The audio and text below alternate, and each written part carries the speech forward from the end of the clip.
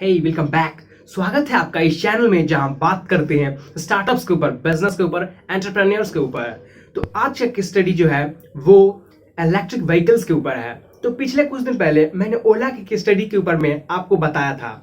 आज जो है मैं एथर्स एनर्जी लिमिटेड यानी एथर्स एनर्जी प्राइवेट लिमिटेड के बारे में बताऊंगा, जिसमें ये कंपनी भी जो है इलेक्ट्रिक व्हीकल्स बना रही है, 2 व्हीलर इलेक्ट्रिक व्हीकल्स बना रही है और ये शानदार जबरदस्त बना रही है।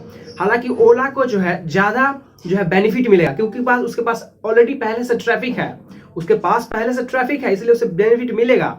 लेकिन एज ए फर्स्ट मूवर ये 2013 में ये कंपनी स्टार्ट हुई थी, एथर एनर्जी प्राइवेट लिमिटेड, जो कि तरुण मेहता और स्वप्निल जैन के द्वारा किया गया था।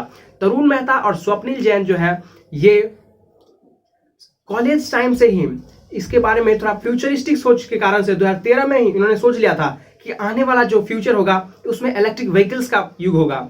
इसीलिए ये जो है इलेक्ट्रिक व्हीकल्स कंपनी का फाउंड किए एथर्स एनर्जी लिमिटेड के द्वारा, और ये जो है 2 व्हीलर व्हीकल्स बनाते हैं, 2 व्हीलर स्कूटर बनाते हैं। तो ये कंपनी जो है उनको जो है सबसे पहला जो है सचिन बंसल और बिनी बंसल फाउंडर है फ्लिपकार्ट के। तो ये फ्लिपकार्ट के फाउंडर भी उसको जो है इन्वेस्टमेंट के रूप में दिए थे। कोई एंटरप्रेन्योर या फिर स्टार्टअप करता है, वो अगले 5 साल या फिर अगले 10 साल में कौन सा नया इनोवेशन होगा उसके ऊपर सोच के वो करता है, ताकि उसका जो इनोवेशन हो, उसका जो बिजनेस स्ट्रैटेजी हो, उसका जो स्टार्टअप्स हो, वो कभी फेल ना हो।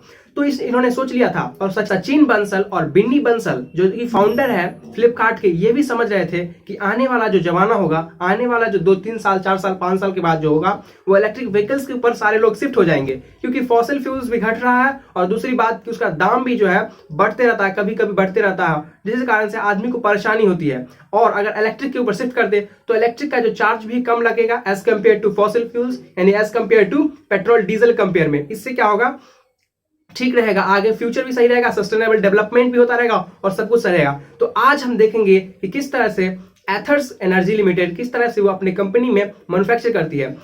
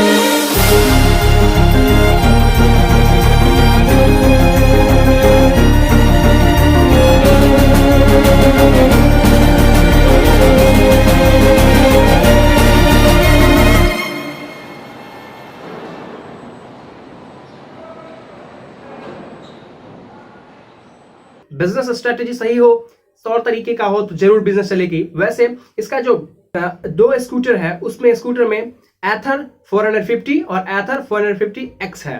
तो देखते हैं क्या किस तरह से इसका बिजनेस चल पाता है। वैसे एक का दाम 1,33,000 के लमसम में है और दूसरे का दाम 1,40,000 के लमसम में है। और ये जो है अपना बेनिफिट इस तरह से है इसका, अब ये इतना क्यों ले रही है 1,40,000, जहां तक कि 80,000 90,000 जनरल जो है वो पेट्रोल वाली जो है स्कूटर मिल जाती है। लेकिन इसमें इतना दाम इसीलिए है क्योंकि इसका जो डिस्प्ले है उसमें बहुत सारा फैसिलिटी अवेलेबल है, जैसे कि टच डिस्प्ले है।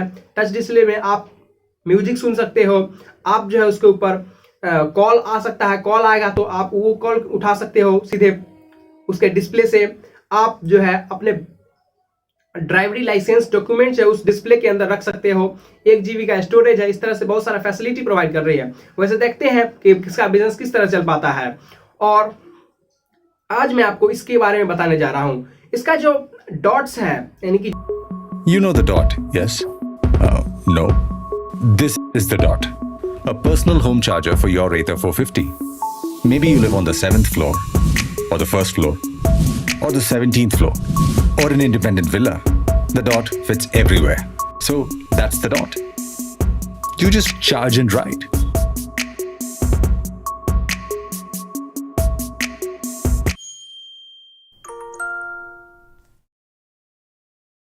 इसका जो एथर डॉट्स है यानी कि जिससे वो चार्ज होता है, वो एथर डॉट्स इसके साथ फ्री मिलता है। जितना भी है इक्विपमेंट सारे आपको सेटअप करके मिलेंगे।